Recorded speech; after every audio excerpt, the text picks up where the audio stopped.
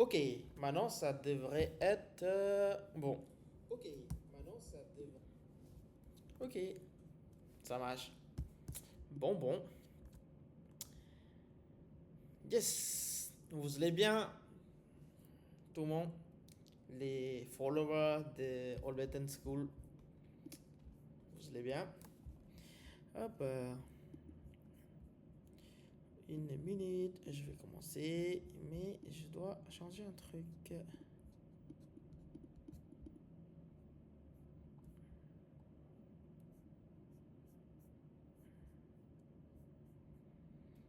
Mhm.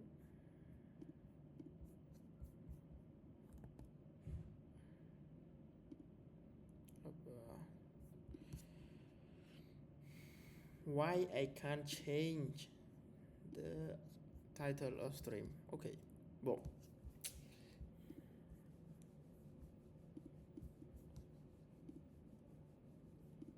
Bon. Moi je vais changer après. Ça va, tout va bien. Bon, aujourd'hui sur live coding, je vais faire encore sur les parties documentation. Comme tout d'abord, je me présente, je m'appelle Chong, je suis de Olbietten School Paris, Essence, et aussi en référent IAVR chez Olbietten France. Donc, ma domaine, c'est en IAVR et jeux vidéo.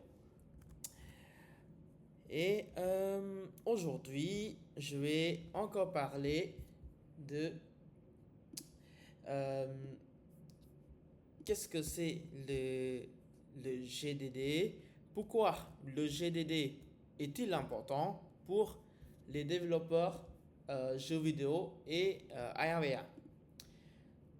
Donc, euh, dans le monde, en général, dans le monde développeur, euh, tous les domaines, même les développeurs web, les développeurs jeux vidéo et AR/VR, les développeurs blockchain, les développeurs cybersécurité, les développeurs machine learning, il faut avoir une base de documentation pour mieux contrôler, pour mieux travailler.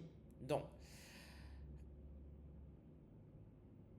dans le web, il s'appelle cahier des charges. Dans cyber aussi, peut-être, je sais pas, dans le domaine. Dans machine learning aussi, il s'appelle cahier des charges. Mais dans jeux vidéo, il s'appelle GDD. Ok.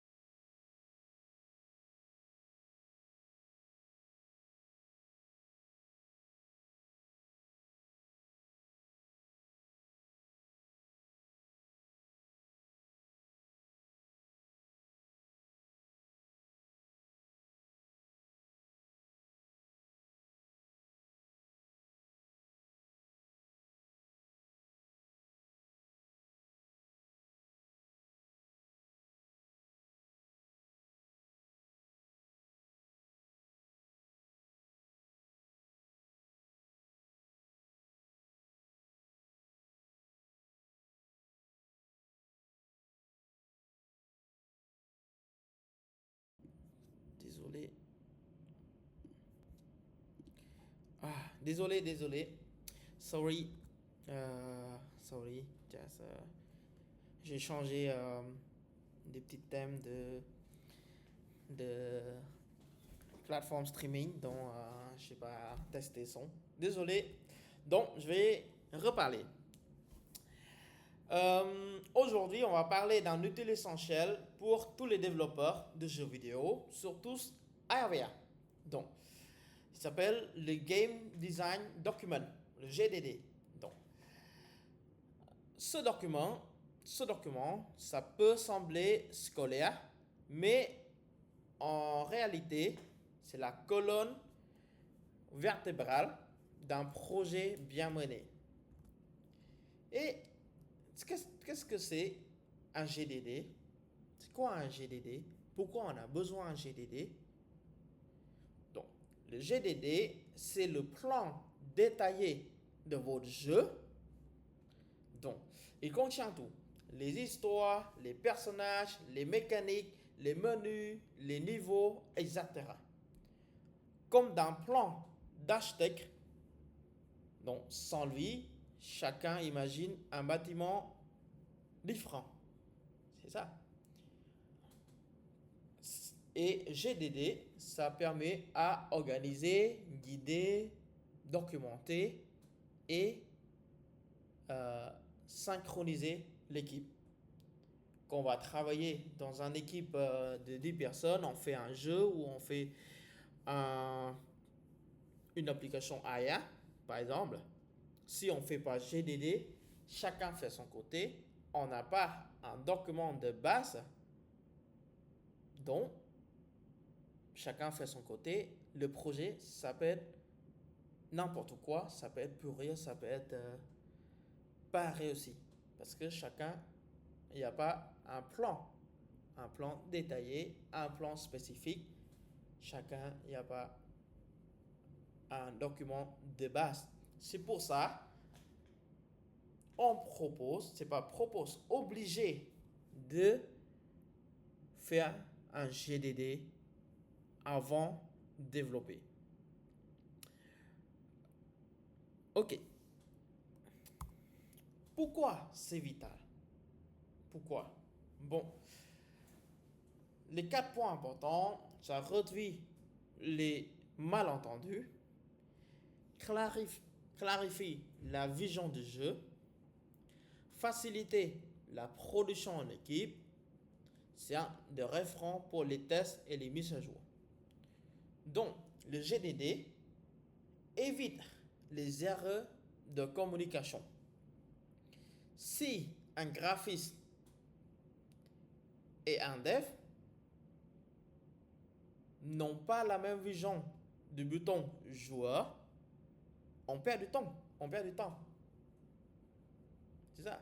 Par exemple, si un graphiste, il veut, ok, on veut design comme ça un bouton de joueur, un bouton de jouer, mais donc les devs, il a dit, non, on fait pas ça, on fait simple, on n'a pas le temps de dev, donc ça perd beaucoup de temps. Donc, et ça a aussi une preuve de professionnalisme quand on cherche des financements ou des partenaires. Et dans ce live session aujourd'hui, ça a très servi pour les développeurs RVA, les jeux vidéo, surtout les C23, les Core 23 de Holberton, spécialisation RVA, qui bientôt commencer son portfolio projet, ses projets fin d'année. Donc, maintenant on parle de spécificité de ARVA. Donc, en ARVA, les erreurs coûtent encore plus cher. Donc, les joueurs et dans le jeu, s'ils ne comprennent pas où aller, ou s'ils la nausée à cause d'un mauvais design, l'expérience est ruinée. Donc, il faut donc planifier avec encore plus de rigueur. Ok? Donc, il faut plus d'interaction gestuelle, plus de 360 degrés, plus spécial. spatialisation, plus UI User Interface sans écran classique et moins risque d'inconfort ou désorientation. Donc, c'est ça, AR/VR, c'est ça pour AR/VR. Okay. GDD pour AR/VR. Donc, dans le jeu VR, le joueur peut ouvrir une porte avec sa main virtuelle. Donc, les mains virtuelles, vous voyez, des deux mains là, on peut ouvrir une porte avec ses mains virtuelles. Le GDD doit dire comment il le fait. Tirage, pression ou gestuelle. On décrit aussi l'interface. Parfois, elle n'existe pas visuellement, mais réagit au regard ou à la voix. Ou à la voix. Ok.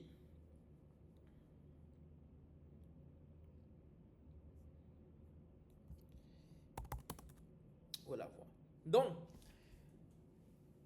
GDD pour AR/VR, vous pouvez décrire comment le joueur interagit avec le monde VR. Parce que VR, c'est pas comme un jeu vidéo normal. Le jeu VR, vous allez entrer dans un monde virtuel. Donc, décrire comment le joueur interagit avec le monde virtuel que vous allez faire. User interface, oui, basé sur le regard, les gestes ou la voix. Donc, quand vous entrez dans le monde virtuel, vous ne connaissez pas le monde virtuel comme le vrai monde. Oui, c'est ça. Oui, c'est ça, KCJ. C'est ça. Donc, user interface, il faut, quand on va entrer dans le monde virtuel, il faut qu'on voit bien, il faut qu'on entende bien, sinon votre jeu, l'expérience de votre jeu n'est pas bon. Les joueurs, ils vont dire non, le jeu, j'aime pas, c'est pas bon. Ils vont arrêter. Okay. Audio 3D et feedback haptique. Expérience utilisateur immersif documenté. Donc, ça, ce sont des points importants dans le GDD pour AR/VR.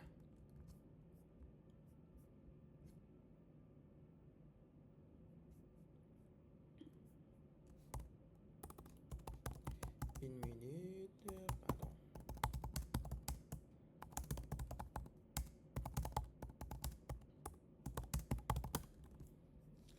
Ok.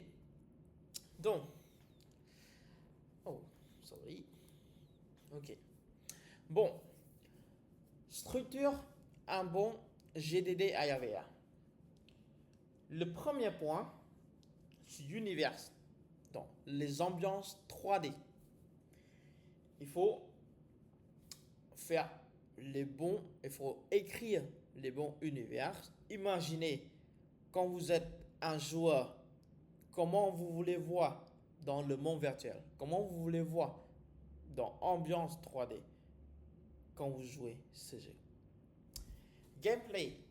Les gameplay, il faut interaction naturelle. Donc, il faut imaginer en tant que joueur comment on veut pour gameplay. Et quand on imagine en tant que joueur, on ne peut pas imaginer qu'une seule vue. On peut imaginer en tant que, par exemple, les adultes, en tant que les personnes âgées, en tant que les jeunes entre 16 ans et 18 ans, par exemple. Et on prend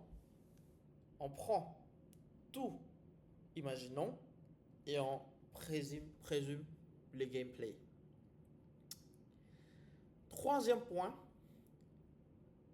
troisième section dans GDD ARVA, c'est UI UX, User Interface et User Experience.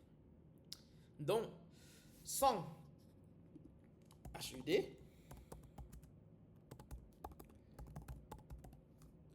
HUD c'est Heads Up Display, menu contextuel. Donc là, c'est troisième point de troisième section de ce document. Ok. Hop, sorry. Quatrième section, audio. Il faut immersion sonore. Audio, c'est important.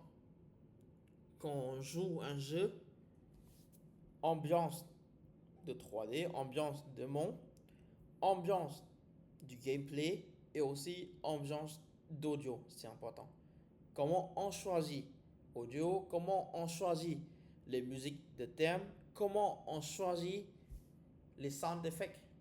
Les sound effects du jeu, sound effects par exemple, si c'est un jeu aventure, comment on réagit les sound effects quand on va entrer dans une forêt, comment on réagit sound effects, comment on imagine les sound effects.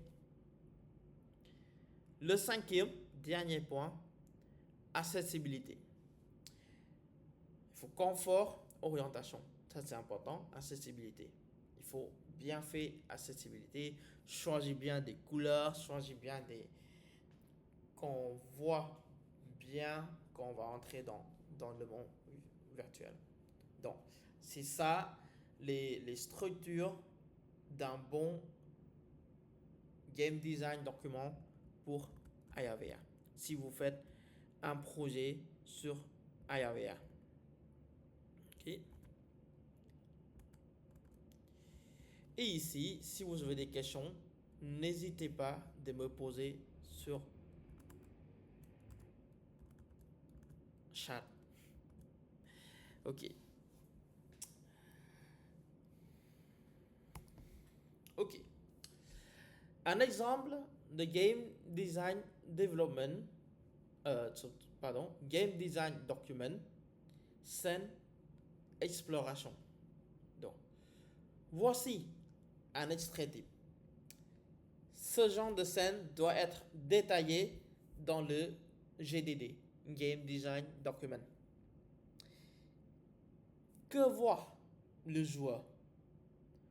Comment interagit-il? Donc, on anticipe aussi les risques, comme se perdre ou ne pas comprendre un mécanisme. Donc, objectif de cet exemple, par exemple, trouver un artefact dans un temple. On imagine dans le jeu. Donc, interaction. Marcher. Ramasser objet. Résoudre puzzle. Donc, user experience, les sons, les lumières guidant le joueur, risque, collision, désorientation. Donc, c'est ça, cet exemple-là, on doit écrire dans GDD, dans Game Design Document. Donc, ça veut dire on imagine une scène de trouver un artefact dans un temple. Donc, comment on fait le gameplay, interaction, il faut marcher, ramasser des objets, résoudre des puzzles, par exemple.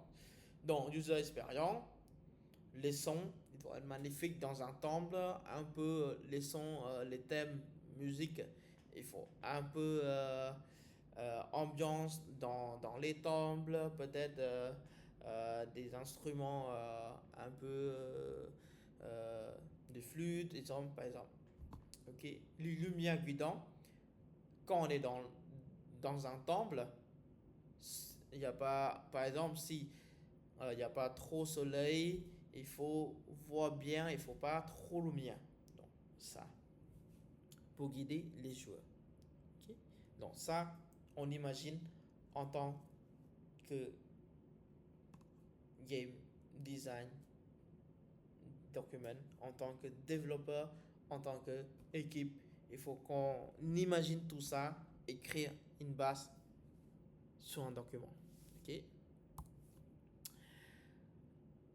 Par exemple, des jeux pro. Par exemple, Half-Life Alyx. Donc, interaction documentée, ligne par ligne. C'est ça, vous voyez. Bon, ces jeux ont réussi leur design parce que parce que tout était pensé et documenté. Donc, tous les trois jeux, ce sont les jeux VA et ce sont les jeux qui sont réussis. Donc, leur design surtout, parce que tout était pensé et documenté avant. Par exemple, Half-Life Alyx, interaction documentée ligne par ligne. Beat Saber, un game design document pour Dreamed, retour visuel, sonore, par exemple. Et Most, par exemple, joue avec la position du joueur assis. C'est noté dans leur game design document. Et ne laisse rien au hasard. Donc, ça, il faut qu'on écrire en avant, il faut qu'on bien définir en avant sur un document, une base document. Donc, quand vous codez, ça ne perd pas votre temps, ça ne pas être n'importe quoi dans votre jeu. Ça va réussir votre design et votre jeu.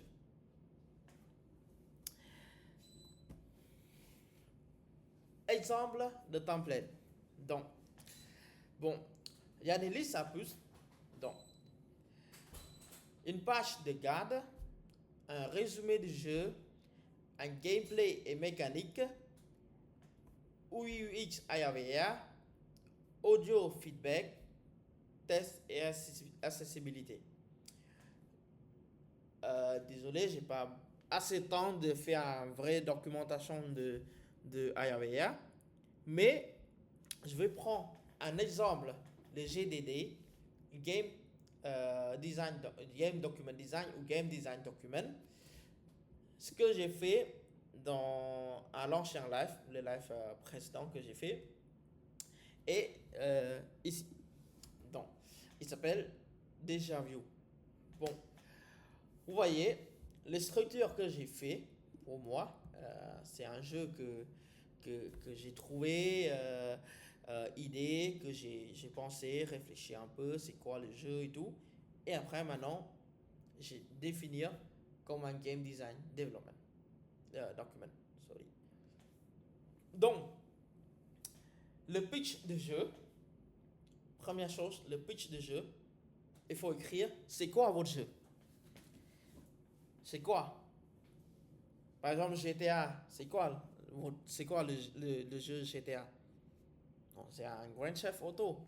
Donc, ou un jeu, un type de gang, vous allez prendre une voiture, conduire et tout ça. Donc, c'est quoi Minecraft?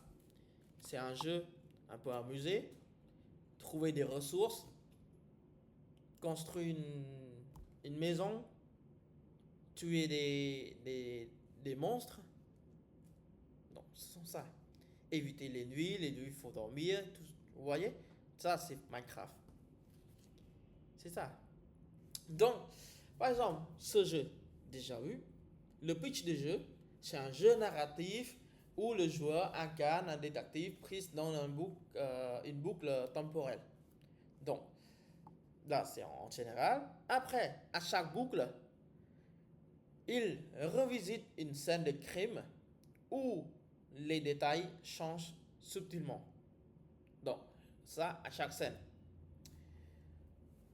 Et dans la scène, il doit identifier le coupable avant d'épuiser ces 7 boucles enquête. Okay? Et dans sa première section, c'est le pitch du jeu. C'est quoi le jeu? Deuxième section, objectif de joueur. On imagine en tant que joueur. Le joueur, il faut faire quoi? Donc, je vais jouer ça. Le joueur, il faut faire quoi? Explorer une scène de crime et interagir avec les personnages. Noter les variations entre les boucles temporelles. Utiliser la logique et la déduction pour identifier le coupable. Prendre des décisions qui influencent les futures boucles. C'est ça. Donc ça, c'est objectif de joueur. Donc à chaque scène, à chaque fois, à chaque point, il va rentrer, il va se connecter sur le jeu. Il va objectif de joueur. À chaque fois, il fait ça. Donc explorer une scène de crime, noter les variations, utiliser la logique pour identifier, prendre des décisions à la fin. Donc à chaque fois. Mais il ne faut pas répéter les mêmes scènes. Ça veut dire par exemple à chaque scène, il ne faut pas répéter toujours les mêmes éléments. Il faut changer les éléments. Le core gameplay, là, c'est aussi important. Le core gameplay loop, c'est un game loop pour définir à chaque fois quand les joueurs ils vont entrer dans chaque scène, il fait quoi? Donc, observer la scène, par exemple les indices, dialogues, objets, etc. Recueillir des preuves, boucle temporelle, changement subtil, provisoire, comparer les versions précédentes, déduire, et après accuser, bon, et potentiellement recommencer s'il y a. Et à chaque fois, à chaque scène, il répète les mêmes gameplay. Répéter les mêmes gameplay. Comme le Minecraft, par exemple. Le Minecraft, à chaque fois, on va entrer dans le monde, on va trouver des ressources, on va construire une maison, on va trouver des diamants, construire des épées, des armoires, et après on va tuer les dragons. Et à chaque fois, c'est comme ça. C'est comme ça à chaque fois. On recommence le nouveau monde, c'est pareil. C'est pareil à chaque fois. Et ça, les game loops. Ok? Troisième section. Quatrième section, univers et ambiance. Bon, univers 1, 2, 3, 4, c'est vous qui décidez à chaque univers et ambiance. Personnage, bon, le joueur, c'est qui le joueur? Le joueur, c'est un détective. Non. Par exemple, c'est un police d'enquête, par exemple. Donc, les personnages dans le jeu, bon, il y a le joueur, il y a des suspects 1, suspect 2, suspect 3, suspect 4 et personnages mystère. Donc, c'est ça imaginons les personnages de vos jeux. Okay. Et après, vous pouvez écrire mécanique du jeu. Mécanique du jeu, vous faites quoi? Les joueurs, ils doivent faire quoi? Ils vont entrer dans ce monde, ils doivent faire quoi? Ils doivent plein de choses. Interface utilisateur et expérience utilisateur. Oui. Donc, si vous avez fait, par exemple, imaginer des scènes, essayez de faire des petites maquettes de votre jeu et mettez ici. Donc, faire des maquettes de votre jeu, imaginez un peu maquette, quel monde vous voyez. Et surtout, pour le jeu vidéo ou ARVA, les développeurs, il faut pas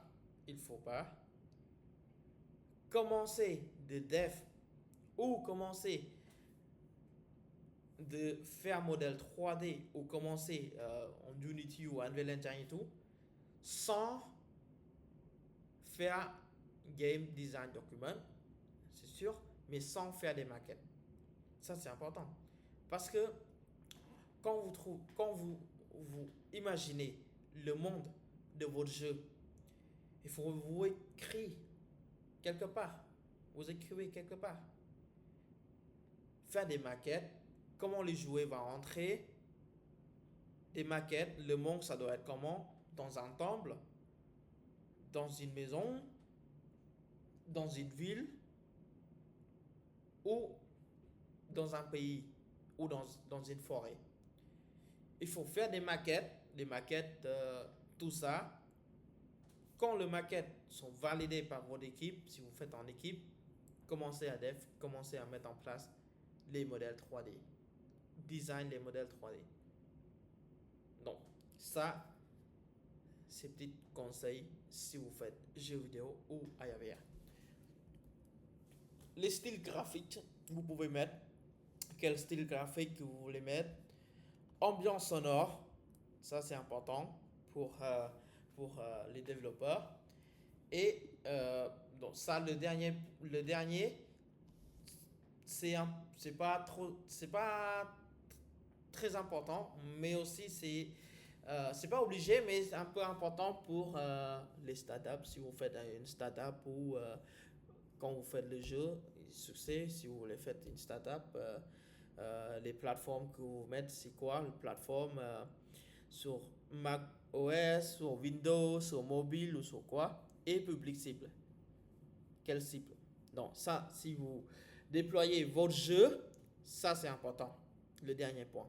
C'est obligé d'avoir quelle plateforme vous voulez faire, vous voulez déployer. Pour qui vous voulez déployer ce jeu. Non, ça. Donc, ça, ce sont là, c'est le template que j'ai fait dernier live. Et ce sont les listes ici, ce sont des listes importantes pour faire. Donc, elle est bien structurée avec toutes les parties importantes, surtout pour ARVR. Donc, conseil pour bien rédiger. Donc, soyez clair et précis. Donc, soyez clair et précis votre GDD. Ajoutez des schémas et mock-up.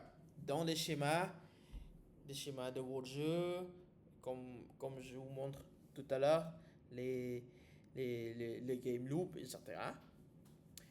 Mettez à jour régulièrement. Donc, dans Game Design Document, vous pouvez ajouter une section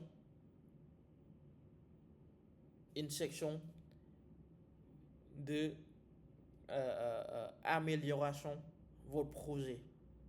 Donc, mettez à jour tout le temps. Bon, cette semaine, par exemple, vous êtes en équipe de 3.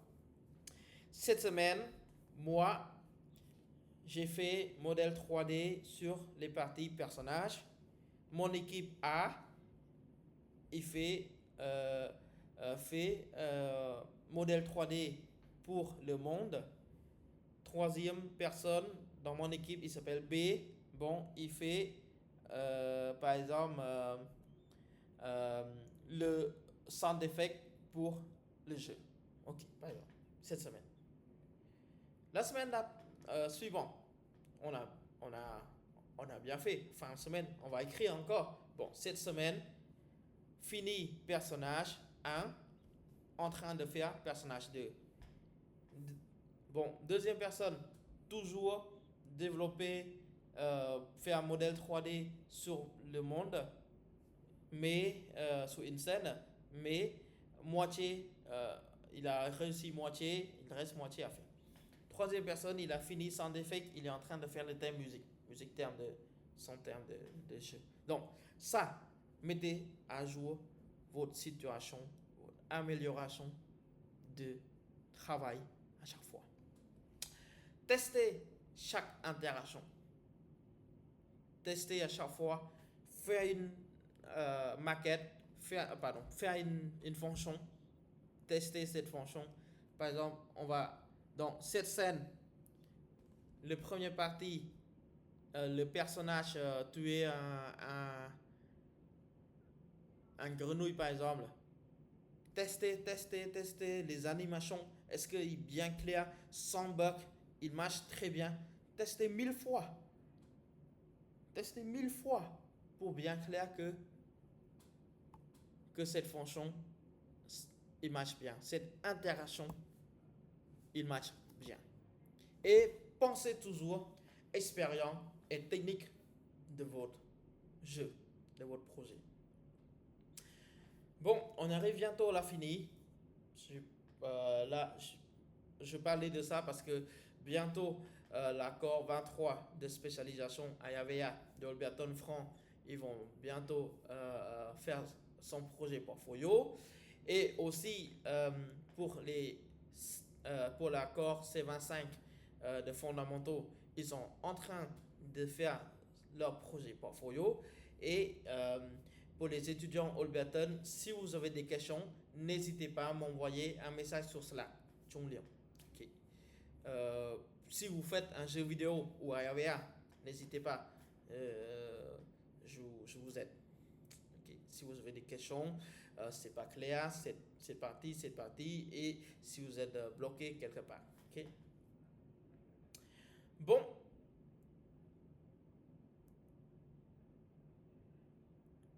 Pour résumer des conseils, le bon GDD n'est pas un figé, il évolue. Non, ce n'est pas un document administratif, mais c'est un outil de création. Travaillez avec les testeurs, les artistes et les devs pour enrichir à chaque fois. Okay. Bon, conclusion. Le GDD. Si vous ne deviez retenir qu'une chose, plus votre jeu est immersif, plus votre GDD doit être solide.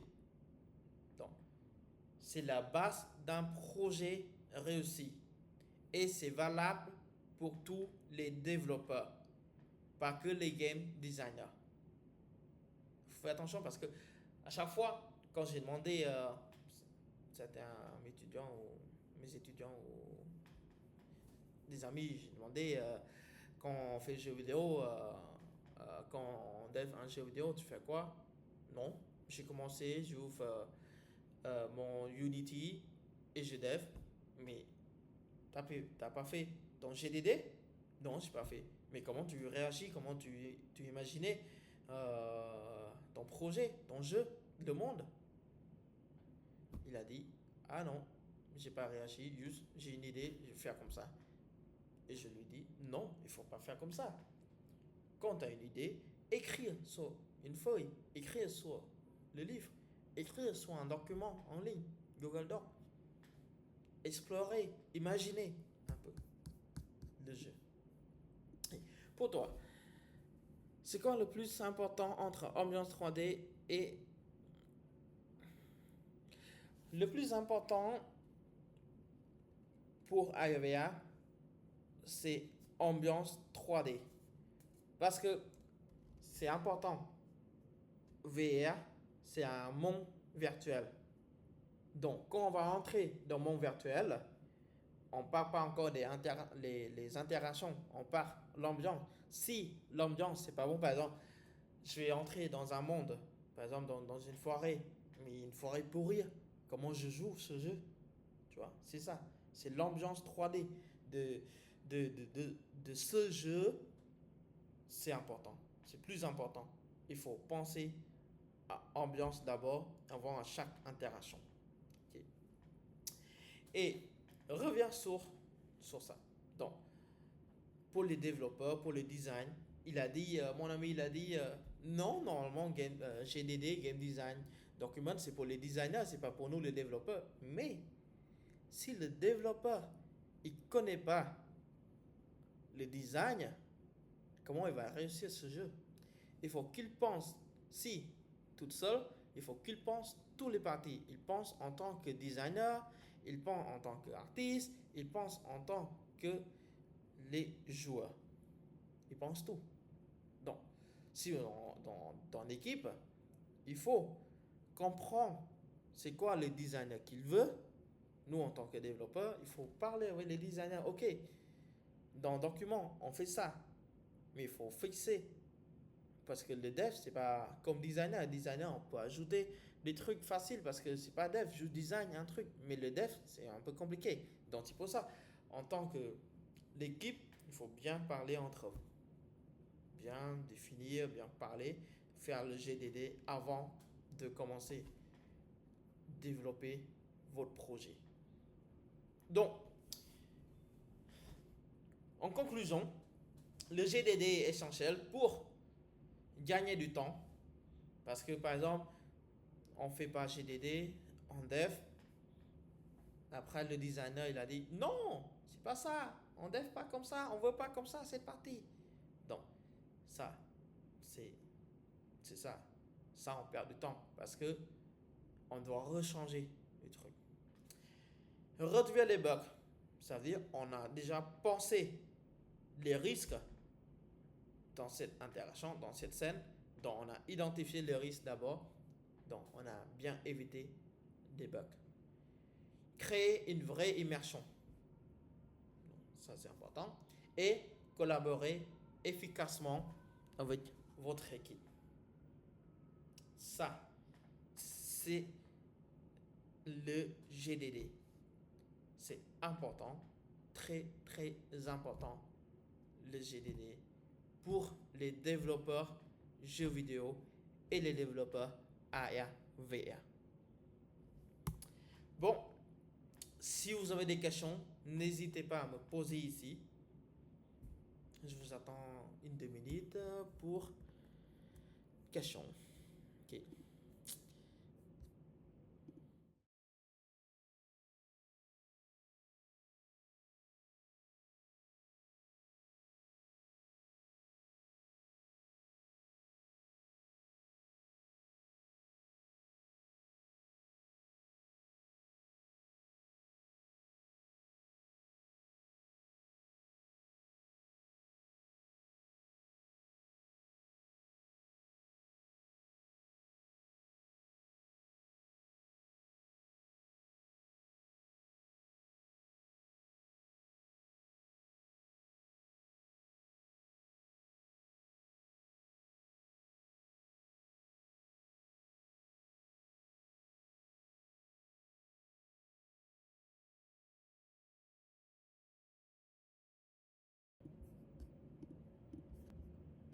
Désolé, ça revient. Désolé, désolé. Désolé, désolé, désolé. Bon. Oui, merci, merci. J'ai ajouté, mais par défaut, c'est un micro de, de la cam. C'est pour ça. J'ai pas changé. J'ai oublié. Changer. Désolé. Bon, pour moi, je préfère rédiger quoi dans ton GDD. Comme j'ai dit, plein de choses. Mais moi, je préfère tout d'abord l'ambiance. Toujours l'ambiance de jeu. Parce que en tant que personnel, en tant que joueur, en tant que personnel, avant de jouer le jeu, je vois d'abord c'est quoi l'ambiance de ce jeu. L'ambiance. Bon, l'ambiance. Même un jeu 2D. Parfois, j'aime bien un jeu 2D que jeu 3D. Vous savez pourquoi? Parce que parfois, l'ambiance de jeu 2D, c'est plus efficace que jeu 3D. C'est plus magnifique que jeu 3D. Ok. Est-ce que le GDD est similaire à UML? Non, c'est pas pareil. Le GDD et UML. UML, c'est un diagramme de classe. Donc, ça permet pour descriptif que les classes dans corps modèle d'un développeur. Plutôt UML, ça concerne un développeur web que développeur jeu vidéo. Jeu vidéo, on n'a pas besoin UML. On a besoin que gameplay loop, plutôt UML. En, en dev web, le gameplay loop, le gameplay, on peut dire c'est un cas d'utilisation. Ça, c'est pareil. Mais similaire à UML, non. Parce que UML, c'est un diagramme de classe. Ça permet pour les classes de web, par exemple. C'est ça. Des classes de corps modèle. Mais en jeu vidéo, on a le GDD, c'est pas du tout similaire parce que on dirait en développeur web ou en développeur machine learning ou IA, il s'appelle cahier des charges. Ça veut dire on doit descriptif, tout ça. On doit descriptif, c'est quoi le projet, le but de projet, le cible de projet, euh, quelle utilisation qu'on doit utiliser pour dev, quel outil on doit utiliser pour dev. Là, c'est à peu près comme ça. C'est un dossier de projet, le GDD. Mais normalement, le nom de GDD, c'est Game Design Document. Mais c'est pas pour que designer, mais pour tout le monde, pour développeur aussi. C'est ça. C'est pas pareil les deux.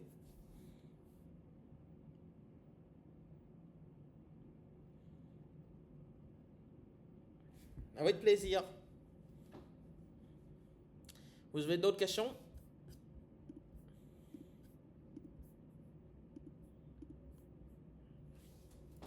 Non? Pas de questions? No more questions? Ok, donc, si vous n'avez plus de questions, merci beaucoup.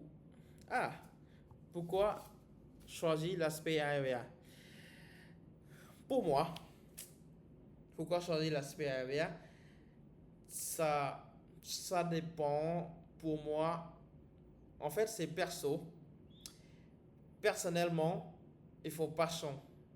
Passion dans ARVA. Passionné. Si vous aimez bien les jeux vidéo, vous voulez, quand vous jouez des jeux vidéo, vous direz que, bon, la prochaine fois, à l'avenir, je vais faire un jeu vidéo plus beau que ça. Donc, choisis ARVA. Choisis ARVA. ARVA, pas que jeux vidéo. Par exemple, bon, maintenant, le caméra, là, par exemple, je vais à quelque part et bon, j'en ai marre de prendre des photos ou j'en ai marre de trouver dans les maps et tout, c'est quoi? Bon, faire une application AIA pour juste scanner, par exemple, ah, je vais dans un pays que je connais pas, c'est quoi le rue, c'est quoi le bâtiment, faire une application AIA, juste scanner cette rue, juste scanner ce bâtiment, ça montre tous les détails. Bon, ça c'est plus facile, ça c'est AIA, vous voyez. Donc, passionné, si vous êtes passionné en jeux vidéo, en AIA, venez sur AIA.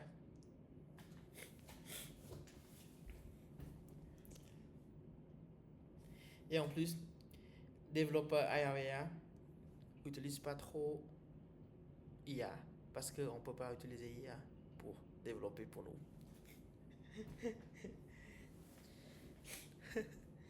C'est ça. C'est ça. Seichu Keseju. Donc, si vous n'avez plus d'autres questions, merci beaucoup et bon après-midi. À bientôt. La prochaine fois, j'essaye de trouver un bon moment pour développer un petit jeu vidéo sur live. Ok. Bon, merci beaucoup et à la prochaine.